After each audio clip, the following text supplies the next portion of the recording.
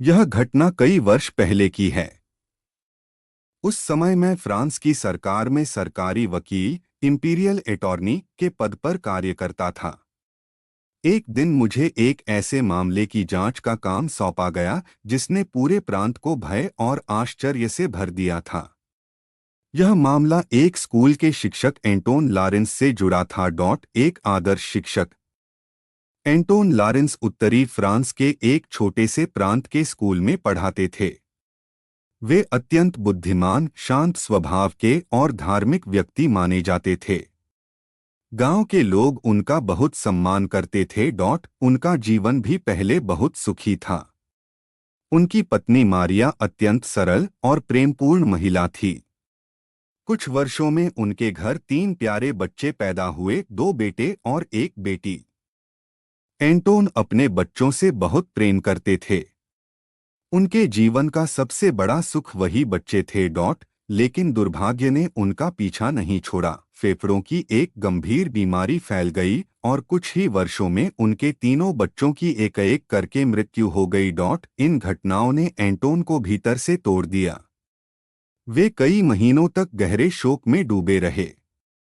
उनका घर सूना हो गया और जीवन का आनंद समाप्त सा हो गया।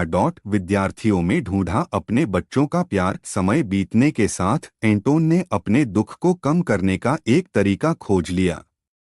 उन्होंने अपने विद्यार्थियों को ही अपने बच्चों की तरह मानना शुरू कर दिया। वे अक्सर अपनी तनख्वाह का बड़ा हिस्सा बच्चों के लिए खर्च कर देते थे। कभी खिलौने खरीदते, कभी मिठाइयाँ और केक लाते। जो विद्यार्थी पढ़ाई में अच्छे होते, उन्हें विशेष रूप से उपहार देते। बच्चे भी उन्हें बहुत प्यार करते थे। पूरा गांव कहता था, एंटोन जैसा दयालु शिक्षक हमने कभी नहीं देखा। रहस्यमय बीमारी। लेकिन अचानक एक दिन स्कूल में एक अजीब घटना हुई। एक विद्यार्थी पियरे अचानक बीमार पड़ गया। उसके शरीर में कमजोरी आने लगी। वह कुछ खा नहीं पा रहा था और पेट में असहनीय दर्द से तड़प रहा था। कुछ दिनों बाद उसकी मृत्यु हो गई। लोगों को यह घटना बहुत दुखद लगी, लेकिन किसी ने इसे सामान्य बीमारी समझा। कुछ ही सप्ताह बाद 2 और बच्चे, जूलियन और मार्सेल, उसी प्रकार की बीमारी से पीड़ित हुए और कुछ दिनों के भीतर उनकी भी मृत्यु हो गई।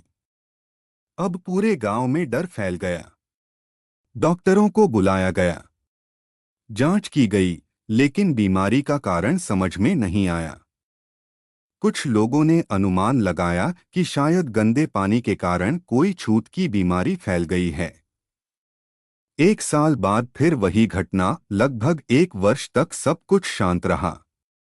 लोग उस घटना को भूलने लगे थे। लेकिन अचानक फिर वही घटना दोहराई गई। स्कूल के 2 सबसे होनहार विद्यार्थी, लुई और हेनरी, 4 दिनों के भीतर रहस्यमय बीमारी से मर गए। इस बार डॉक्टरों ने मृत शरीर की विशेष जांच करवाई। जब रिपोर्ट आई तो सब लोग स्तब्ध रह गए। बच्चों के पेट के अंदर कांच के बारीक टुकड़े पाए गए थे। अब मामला बहुत गंभीर हो गया।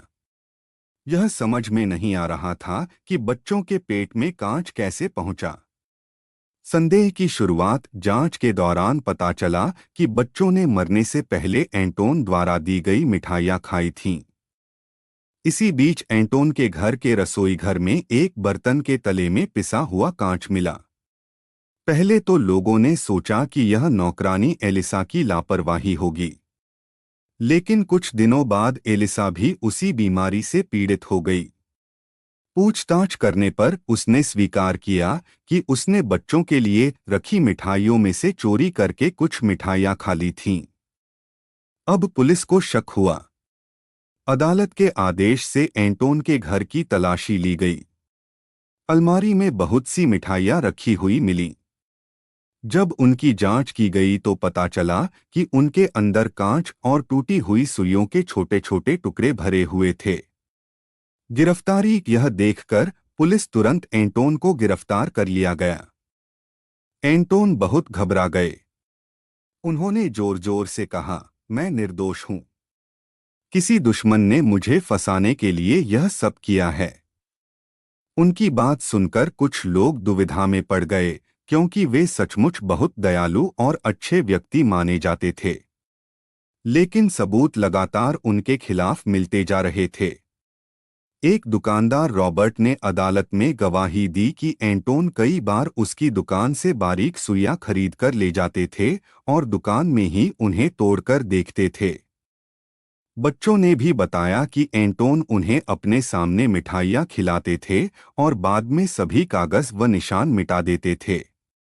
इन सब बातों के बाद अदालत ने एंटोन को मृत्युदंड की सजा सुना दी। एक आश्चर्यजनक मोड़। लेकिन जेल के एक वृद्ध पादरी फादर जॉर्ज ने मुझसे आकर कहा, मुझे विश्वास है कि एंटोन निर्दोष हो सकता है। अगर उसे फांसी दी गई तो यह एक निर्दोष व्यक्ति की मृत्यु होगी। उनकी बात सुनकर मेरे मन में भी संदेह पैदा हुआ।